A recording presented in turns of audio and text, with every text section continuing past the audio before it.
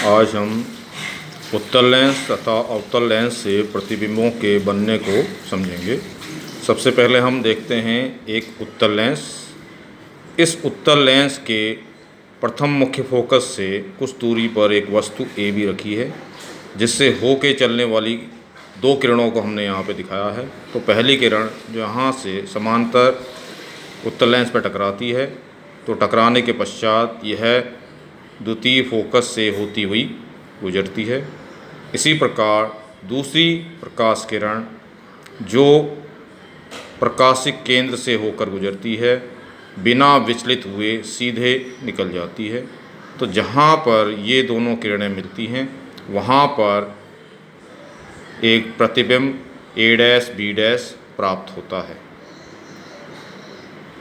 इसी प्रकार जब हम अवतल लेंस में देखते हैं, तो यदि हम अवतल लेंस के प्रथम मुख्य फोकस से कुछ दूरी पर यदि किसी वस्तु को रखते हैं, तो उससे चलने वाली समांतर किरण अपवर्तन के पश्चात बाहर की ओर झुकती है तथा पीछे मिलाने पर फोकस बिंदु से आती हुई प्रतीत होती है, तथा दूसरी किरण जो प्रकाशिक केंद्र से होकर गुजरती है, वह बिना विचलित हुए सीधी निकल जाती है।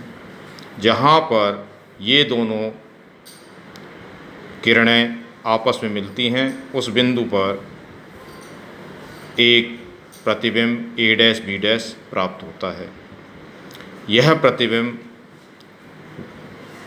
सीधा तथा आकार में छोटा होता है, जिसे आभासी प्रतिबिंब कहते हैं।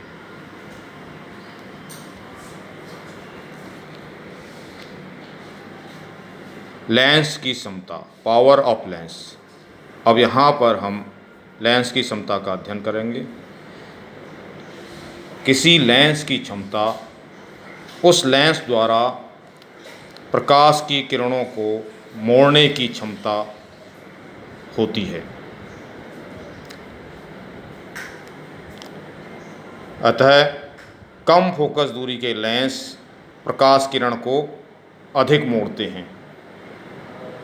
इसी आधार पर लेंस की क्षमता P बराबर 1/f इन मीटर। यहाँ पे जो FM है, लेंस की फोकस दूरी मीटर में है। लेंस की क्षमता का मात्रक डायोप्टर होता है, जिसे कैपिटल D से प्रदर्शित करते हैं।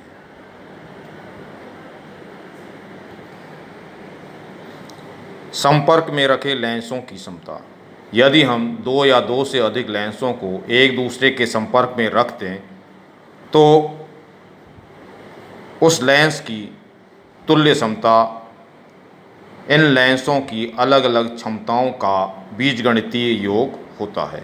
अतः P बराबर P1 + P2 + P3 + dash dash.